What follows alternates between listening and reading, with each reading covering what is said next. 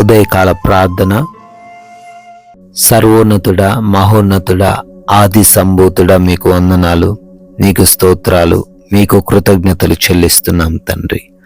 అయ్యా, నిన్నటి రాత్రి అంతను కూడా మీ యొక్క కృపను మా ఎడల చూపించినందుకు స్తోత్రాలు.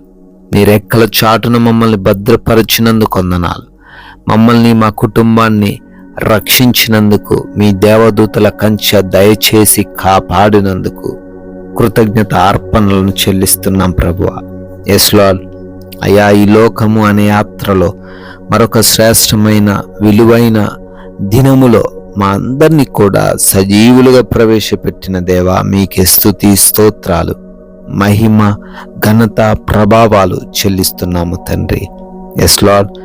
దేనిని గూర్చియు చింతపడకుడి అని ఫిలిప్పీలకు రాసిన పత్రిక 4వ అధ్యాయం 6వ వచనం ద్వారా నాయన మీ వాక్యములో సెలవిచ్చినట్లుగా, అవునయ్యా, మేము దేని గురించి కూడా ఈరోజు చింతపడకుండా మీ వైపు చూస్తూ, మీ పైన మా భారం మోపుతూ, మీకు ప్రార్థన విజ్ఞాపనముల చేత మా ప్రతి అవసరతను తెలియచేస్తూ ప్రశాంతంగా జీవించుటకు కృప చూపించండి.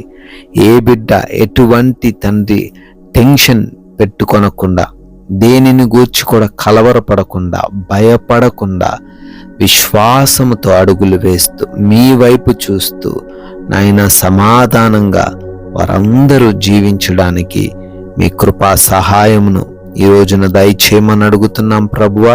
అయ్యా, ఈ రోజున మీరు మాకు బహుమానముగా ఇచ్చారు అని గుర్తెరిగి మీ చిత్తమేమిటో గ్రహించి మీకు నచ్చిన విధంగా జీవించే కృప చూపించండి తండ్రి.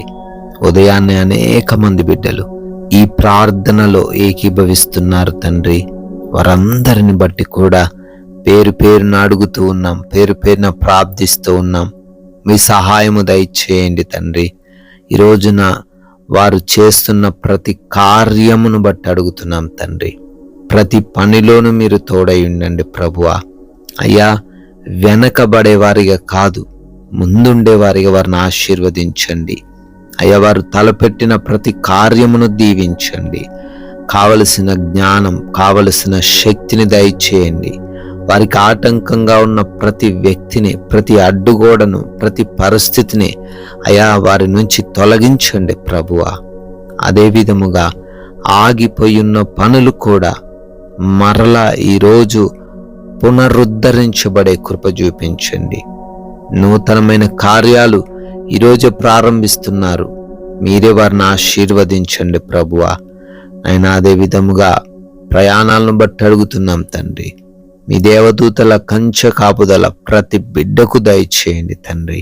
అయ్యా, ఏ మార్గంలో వారు వెళుతూ ఉన్నప్పటికీ, ఏ వాహనము గుండా వారు ప్రయాణిస్తూ ఉన్నప్పటికీ క్షేమాన్ని దయచేయండి.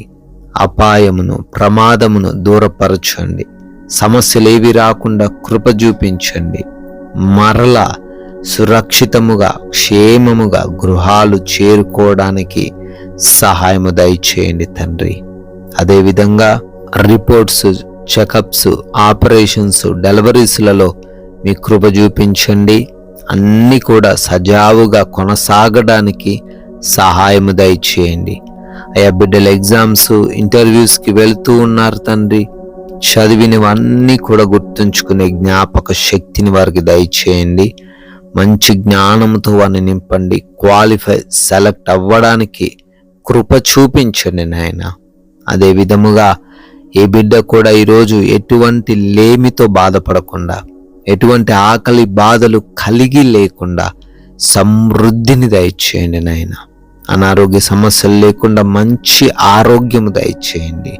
ఎటువంటి అప్పులు లేకుండా ఆర్థికంగా స్థిరపరచండి నాయన. అదేవిధంగా నాయన, గృహాలలో ఒంటరిగా ఉంటున్నారు బిడ్డలు, యవనులు, వృద్ధులు, చిన్న బిడ్డలు, గృహిణీలు, వీరందరికీ మీ కంచె కాపుదల దయచేయండి ప్రభువా. నాయనా, మా మాటల ద్వారా, మేము చేస్తున్న పనుల ద్వారా మీ నామానికి అవమానం తేకుండా మీ నామాన్ని ఘనపరిచేవారిగా మమ్మల్ని నిలబెట్టండి. మీరు ఇచ్చిన ఈ సమయాన్ని సద్వినియోగపరుచుకునే కృప చూపించండి.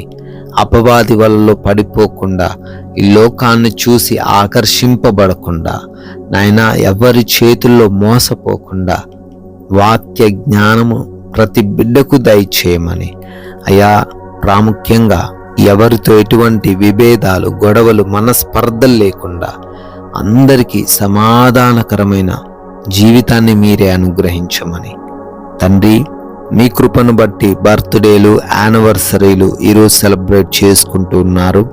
వారిని దీవించండి, వారి కుటుంబాలను ఆశీర్వదించండి ప్రభువా. నాయన మేమును ఒక్కరికైనా మీ యొక్క నామాన్ని ప్రకటించి రాజ్య వ్యాప్తిలో మమ్మల్ని పాలిభాగస్తులుగా చేసుకొనమని యేసుక్రీస్తు వారి జీవము కలిగిన నామమున ఈ ప్రార్థనను అడిగి వేడుకొని పొందుకొని ఉన్నాము తండ్రి. Amen, amen.